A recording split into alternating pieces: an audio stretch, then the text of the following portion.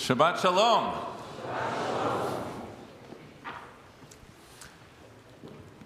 As a lifelong Michigan Wolverine, there is no hate greater than that of Ohio State.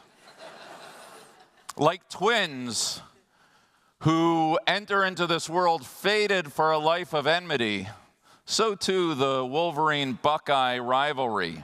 Perhaps the most intense of all of college sports. The competitive traditions leading up to the game, the non-synagogue appropriate taunts during the game, the bragging rights after the game, a game that can make or break coaching careers, a football game so iconic that akin to Springsteen being referred to as the boss or Elvis as the king, it's a Thanksgiving matchup referred to simply and knowingly as the game. Which is why a few weeks ago, in the midst of an otherwise totally unforgettable 7-5 Michigan season, when Michigan was somehow able to upset the Buckeyes 13-10 in Columbus, Ohio, no less, it was a victory to savor. We may not have won the Big Ten, gotten a playoff spot, or even fielded a consistent quarterback. But gosh darn it, we beat Ohio State. A solve to soothe our inglorious mediocrity enough to carry us forward until at least the arrival of the Bryce Underwood era. And yet, whatever redemptive high I experienced in victory was quickly shattered by the mayhem that ensued in the game's immediate aftermath. One of the Michigan players grabbed a huge maize and blue Michigan M flag and ran into the Ohio State midfield to Iwo Jima-like plant it in the Ohio State turf. Not surprisingly, the Buckeye players took exception to the gesture and confronted the flag planter, shoving and pushing and punches being thrown, leading to an all-out brawl, pepper spray included. Eventually, things calmed down, and in the days that followed, fines were levied against the responsible parties. In retrospect, I believe Michigan's flag planting is a teachable moment in that the behavior displayed by my alma mater's team fell short of who we are, who we claim to be, and who we aspire to be. So many, at least in my social circles and group chats, have rushed to Michigan's defense. This sort of thing has been going on for years. If the shoe were on the other foot, they would have done the same thing. It's become commonplace. That same day, there were flag plantings in numerous other rivalries. Florida, Florida State, North Carolina, North Carolina State, and in the case of Arizona State, Arizona, it was a pitchfork, not a flag. Boys will be boys. This is what big rivalries are about, and the players have been revved up for this moment since the beginning of the season, and in some cases since birth. If anything, the blame is on Ohio State. As one Michigan player said in a post-game interview, they, meaning Ohio State, just got to learn how to lose. It's not easy taking a stand against one's own team. And to be sure, I was unsure at first as to why the incident unsettled me as it did. I get all the arguments for Michigan's behavior. There is a pleasure in hating, especially one's rivals. Who doesn't love rubbing victory in an opponent's face? And yet, I find myself taking a stand and returning to the mantra, you don't plant a flag. First and foremost, you don't plant a flag because it's the wrong thing to do. The other people are doing it defense is an empty one, an argument that works neither with parents or police officers, and it certainly doesn't fly for a team that prides itself on being the leader and the best. You don't plant a flag because it's a classless thing to do. I'm reminded of Bear Bryant's counsel to his team that in victory one should, quote, act like you've been there before. Or to mix my sporting references, how Mantle would round the bases upon hitting a home run. No chest-thumping, finger-pointing bravado, just a head-down stride reflecting the satisfaction of a job well done. It doesn't matter what others do or would do. The challenge and opportunity of calling yourself a leader and the best is the refusal to sink to the lowest common denominator, the self-imposed demand to embody behavior deserving of our calling and worthy of emulation. And if that were all, as a Passover song goes, Dayenu, that would be enough. But my objection runs deeper. It was Churchill who once said, "In victory, magnanimity. In peace, goodwill." Overjoyed as I may have been by our victory, my team's post-game behavior was marred by sweetness of the win because I found it to be representative of the ills of our era. The Michigan player who reflected that Ohio State needs to learn how to be a good loser had it backwards.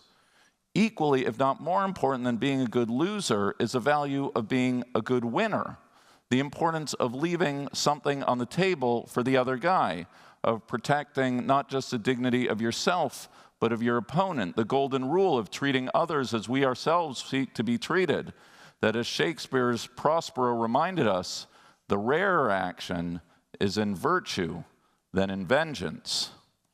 And if you're wondering if I'm just talking about flags and football teams, let me say it slightly more directly.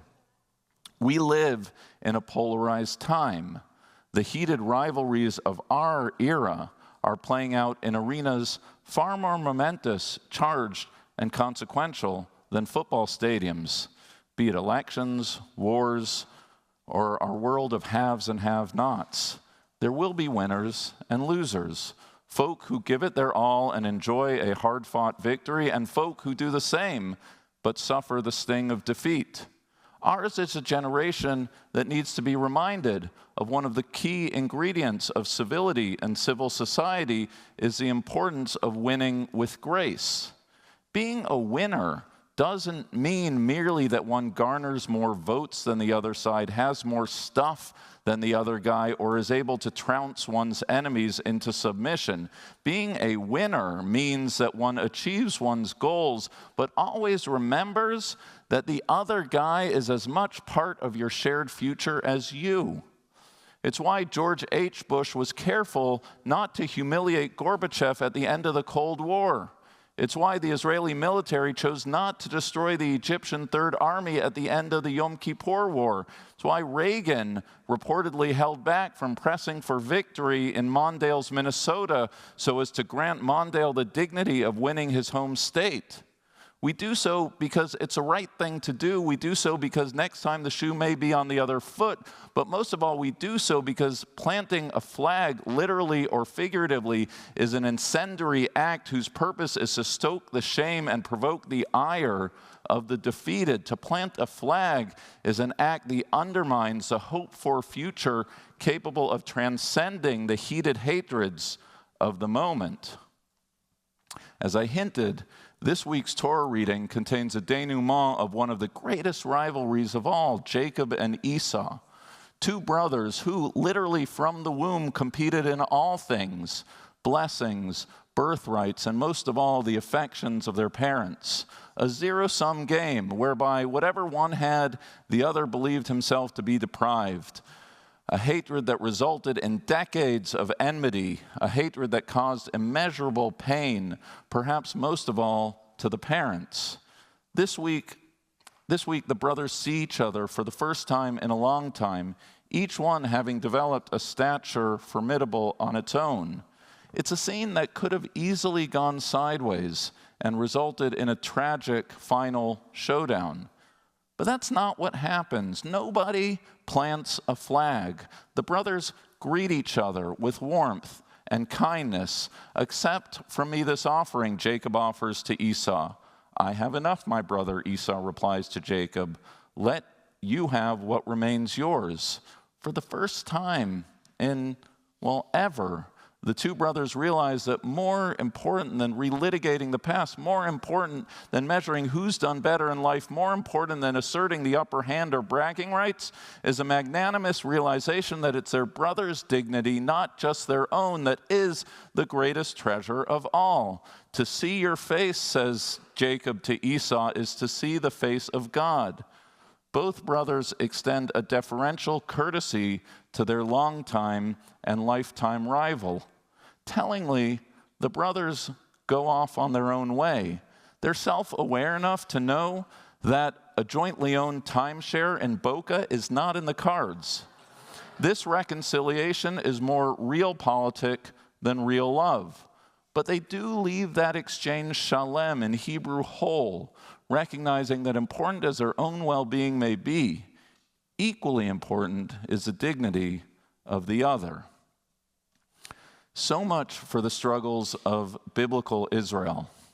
As for how the lessons of the Torah apply to contemporary Israel, well, I'm under no illusions regarding the existential challenges we face. Israel's fight for self-defense and self-determination is a battle against those who seek the destruction of the Jewish state, those who have kept the hostages captive now for 435 days.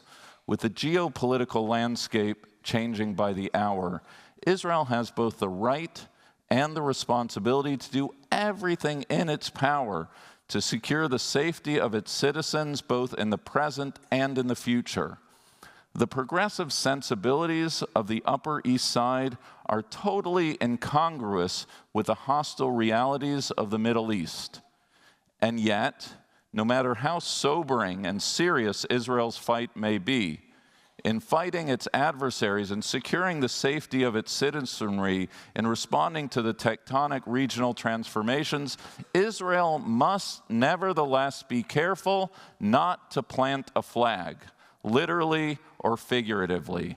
Israel must resist the temptation to dominate or humiliate. There are long-term costs to overreach. We already know this to be so. Unlike a football rivalry where victory comes by way of defeating one's adversary every season into eternity, in this war, Israel's win will be measured according to the degree by which a less adversarial future reality can be achieved. As I've said on more than one occasion, Israel must fight this war as if there's no tomorrow, and Israel must fight this war with an eye towards tomorrow. To plant a flag, to engage in acts intended to provoke or perceived to provoke the ire of our adversary, whether or not they themselves would do the same, is to miss the forest from the trees, to cut our noses to spite our faces, a short-term victory at the expense of our long-term goals. If anything, the coda to this week's Torah reading, the tale of Dinah's abduction, violation, and captivity, serves to amplify the importance of being attuned to the complexities of our moment. In the wake of the traumatic abduction of a daughter of Israel, an inner debate erupts in the Bible's first family as whether to secure Dinah's release by way of Jacob's diplomacy or the vengeful violence of Jacob's son. Given the magnitude of the crime, we cannot help but identify with Jacob's sons who seek to exact maximum vengeance on those holding their sister captive. And yet, as the unfolding narrative makes clear, neither they nor their actions are recipients of blessing. In Jacob's estimation, the sons have brought long-term trouble upon him by making him hated among the inhabitants of the land. As in all things, in biblical and present-day Israel, there are two sides of the debate.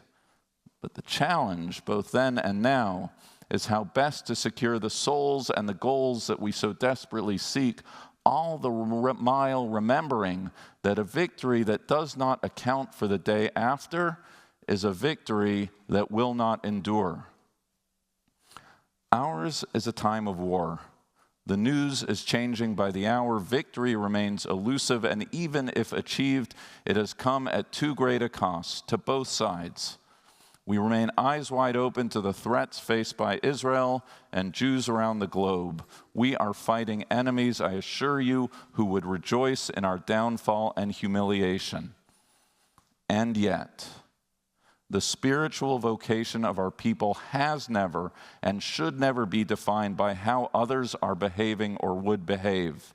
We are who we are, and we will be who will we be by way of our ability to secure our physical well-being without forsaking our spiritual one, to be victorious and magnanimous, to secure our captives and treat every life as sacred, to win, but to never plant a flag. It's not easy to speak up and take a critical eye towards one's own team, ever, and especially when the stakes and the hatreds are as charged as they are. But sometimes that's what it means to be a true fan. And the alternative, to keep silent, is not something that I will do. I pray that one day, please God soon, we should be hailed as victors. Victors who are valiant, not vengeful. Victors who are champions, not churlish. A decisive win with the hostages home, a Jewish nation secure, and our souls intact. Shabbat Shalom. Thank you for joining the Park Avenue Synagogue family. I hope you enjoyed the sermon. Please consider supporting our online community by scanning the QR code or by going to supportpas.org or by making a donation. Shalom, and see you in shul.